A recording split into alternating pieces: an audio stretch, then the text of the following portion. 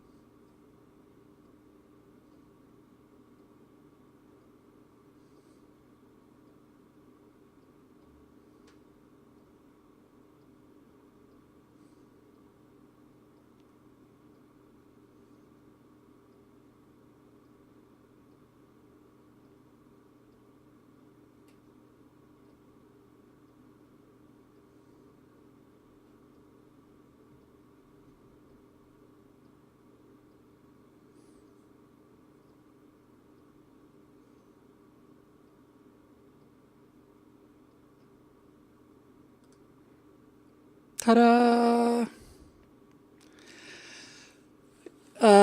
Yeah, I'm very happy with that, and that's exactly the mood I want to get. So I had somebody showed it to a few people. Thank you very much. Showed it to a few people, potential donors for this 501c3 project. And well, I'm glad you guys like it, because I know I have been taxing your patience for the last year. And I'm glad to see that at least the quality of the work looks as good as I was hoping it would. I was at that wasn't a fundraiser. It was an event where I saw John Cox, the Republican candidate for governor, and I had a chance to talk to people who were potential donors into this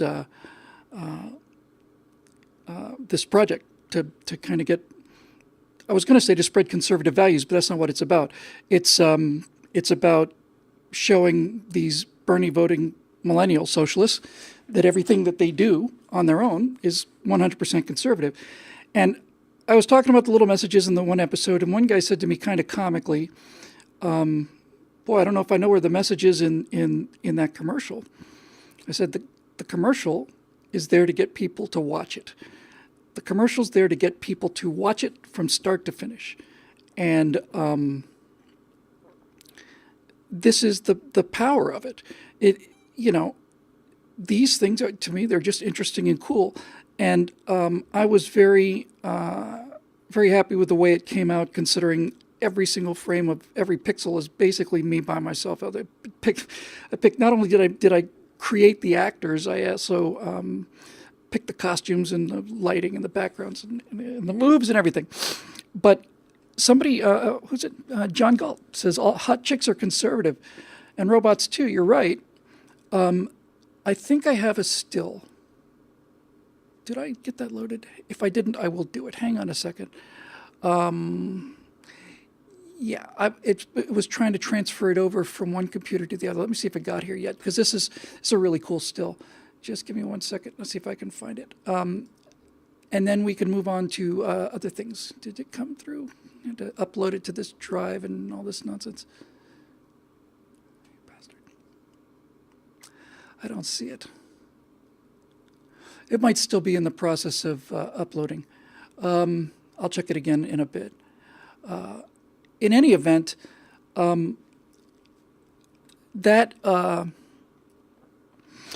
those sexy hot robots are conservatives, and so is the beautiful girl on the aerial routine, and they're all conservatives. And I've got a still coming over. I don't know if I can get it here. I'm so tempted just to do a thumb drive, but that's just going to be a catastrophe. About the fact that all of these people are conservatives. The funny looking drug dealers are conservatives, and the sexy robots are conservatives, and the dancers are conservatives, and everybody in this thing, from the janitors all the way up to the top, is conservatives because they're all working for us. And that means I can make them do whatever I want to do. And even in this tiny little mini project that I just showed you, yeah, it wasn't an awkward mocap session for me. I was here for hours trying to get those hips just right. What you've just seen, you can't unsee. So my point is, it was so much fun, even in this tiny little mini picture within a picture, to be able to do things like, fast cut edits and use music. Just that was really, really fun. So now I have to get the rest of this thing going. And whether or not we're going to make the October 10th deadline is highly problematic. It's not impossible. But it's, at the very least, we will have a very cool trailer to show, and we'll have this before Christmas. So that's a fact.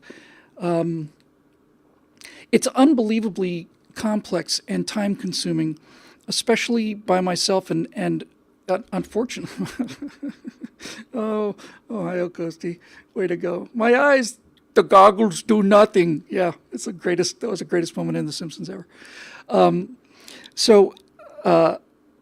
I'm really not trying to nail myself to a cross here or anything. It's just that every single thing that gets done, I have to do. And I'll just give you a great example.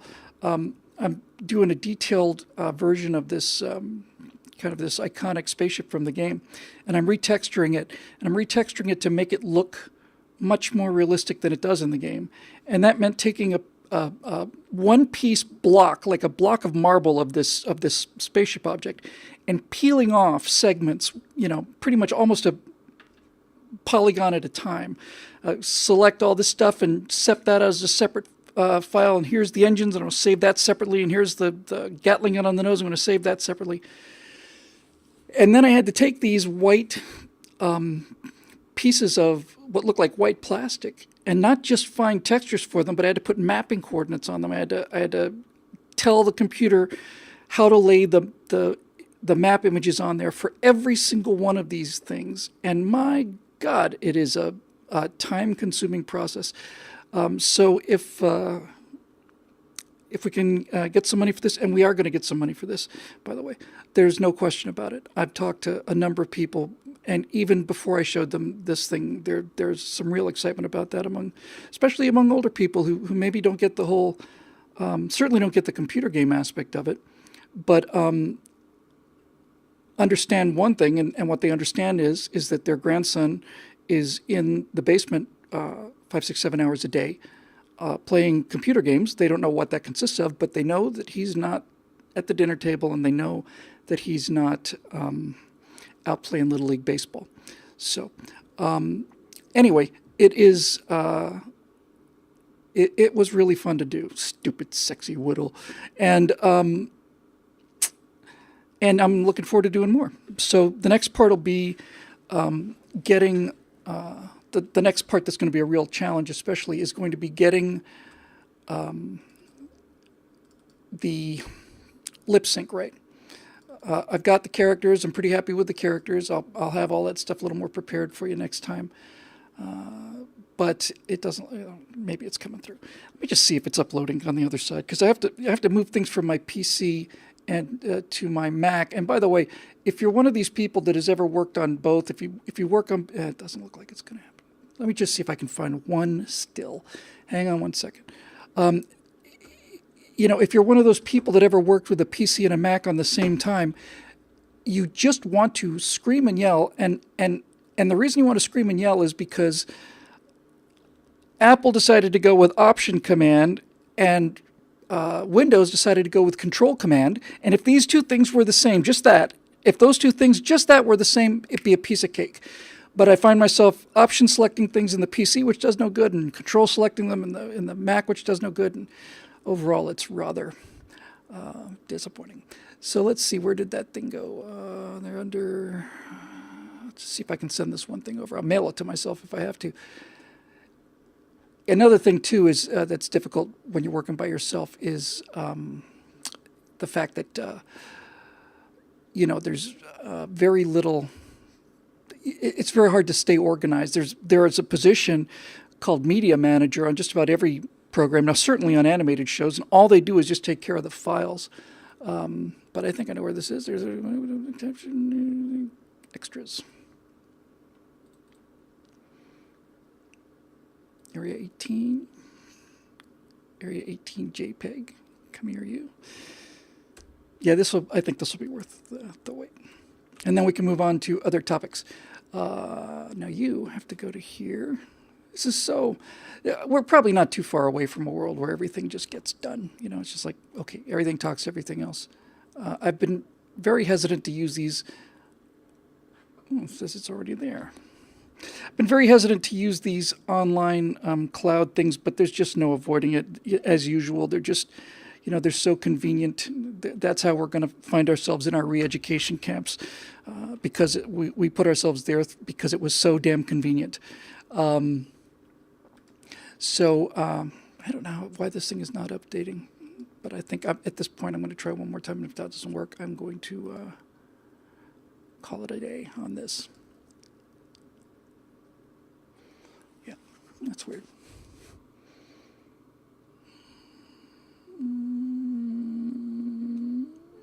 OneDrive app. Yes, I do. Hang in there. Sorry, it'll be worth the wait. Presumably. So anyway, I hope everybody's doing well. I'm happy to be here on Switch, and it's a remarkably better world. All right. This is not beyond my capabilities. It's just beyond my capabilities right now. So let's forget it. I'll have it for you next time. Anyway, that's that.